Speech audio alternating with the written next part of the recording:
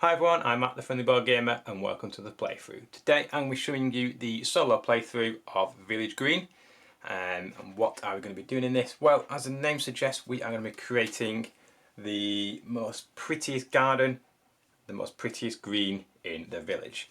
The village that I'm playing today is Middle Disbrook. There are other villages, but they're just the name, they don't do anything particular. I have 3 green cards here to start off. These are going to be what I'm going to be playing in my village. I'm going to be creating a 3x3 grid, filling in all the gaps. There are some placement rules to how you place these cards, and each of these cards will have symbols on them, different types of trees, maybe a lake or a pond, maybe some other flowers as we go along, or structures as we go along. And we're going to be trying hitting these 3 awards. I can also potentially put out another 3 awards in the 3 rows here to score points. And then we'll tally up the points at the end of the game and see how well we've done. It is a beat your own or highest score and beat your own score type affair, but it's a fun, quick little card game that I thought I'd give you a bit of a run through today to show you how it plays. So what do we need to do? We have excellency structures. We need to put structures in this column. We need the Alfred Rower Award for each of these type of flowers. We get 3 points. And provision of natural habitats for each. Grass space, trees, we get points, but we lose points for the structures. So looking at my cards, I have 3 purple cards, all the 3 different flowers. I have no structures for this column. I have nothing that will help with this one at the moment, and nothing that will help too greatly with that one. So I'm not got a best starting hand to go with. But I do need to draw a card from this face-up market here first. So what you do on your turn, you can either draw a green card or you can draw an award card. If you draw a green card, you have to then play it into your 3x3 grid. If you draw an award card, you also put it in the grid as well, on the outside of the grid for scoring. So I think first things I'm going to do, as there is a award here, I get 3 points for each of these type of flowers. I'm going to pick up that one, immediately replace, and I'm going to put that one here. That's got me 3 points straight away. Good start. So looking at what we've got now, and that's it. I'll basically play that until we've reached the end of the game and then score some points.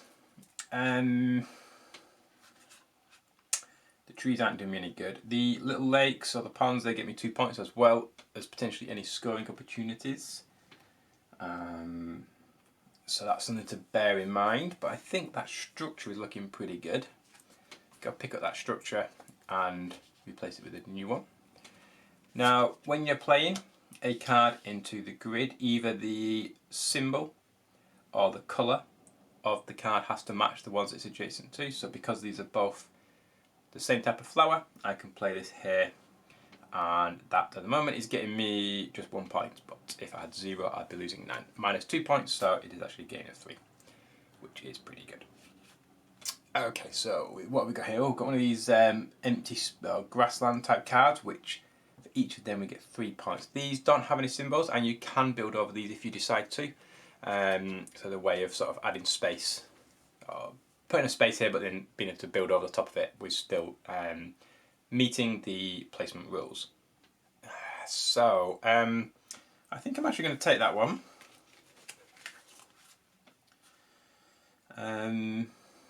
I think I'm actually going to put them straight down, because that'll be 3 nice little points there at the end of the game.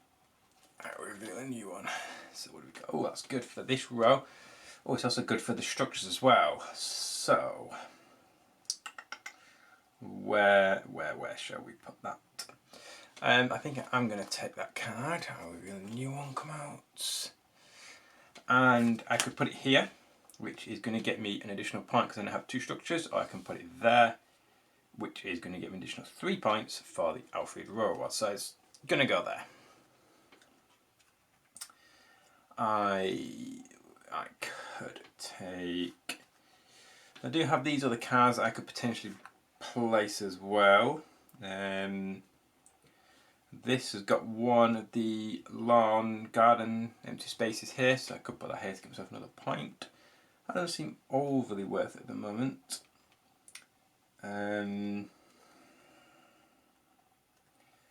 But I could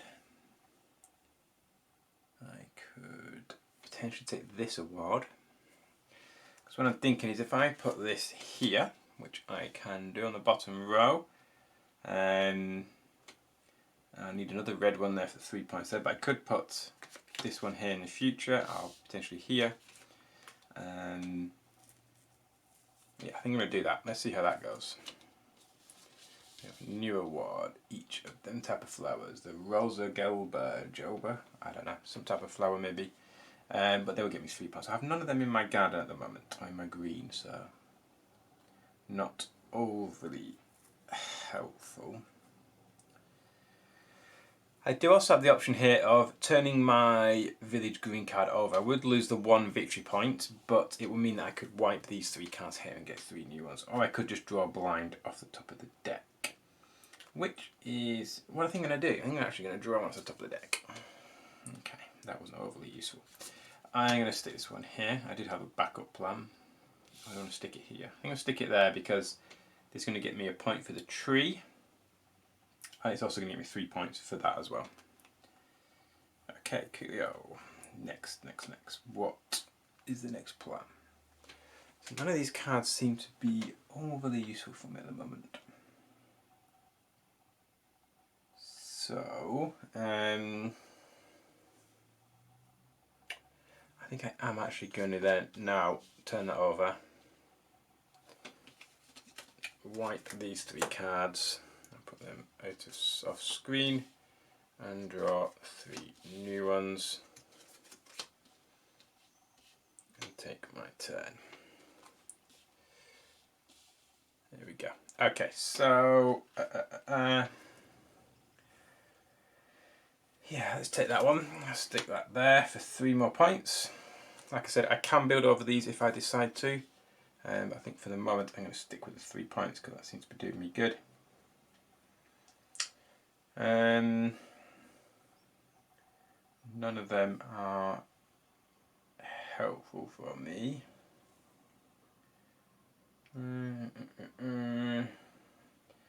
This long card here will get me additional points for here maybe. Could be something useful. I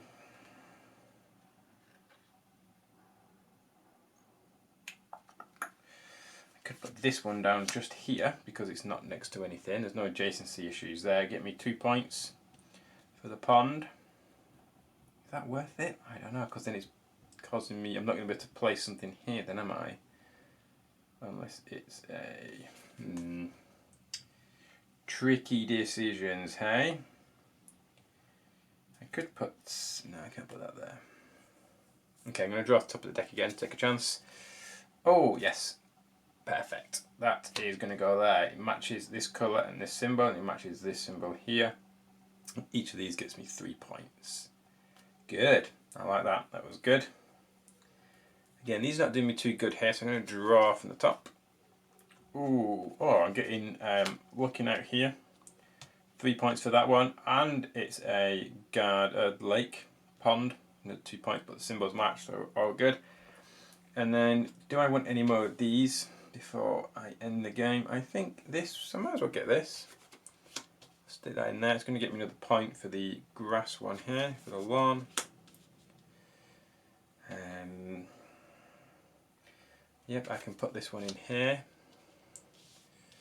Each of them is going to get me 3 points for that. I'll draw a new structure, or a new award, but I'm pretty much out, so I can't overlay in the solo game across these, so that's pretty much it. So I'm going to draw my final card, and this can't go here because it matches that colour, it doesn't match that one or the shape, so I can't place that there, and none of the cards are suitable either for the same reasons. So that is pretty much my game over and done with. So as you can see, it's a super quick game.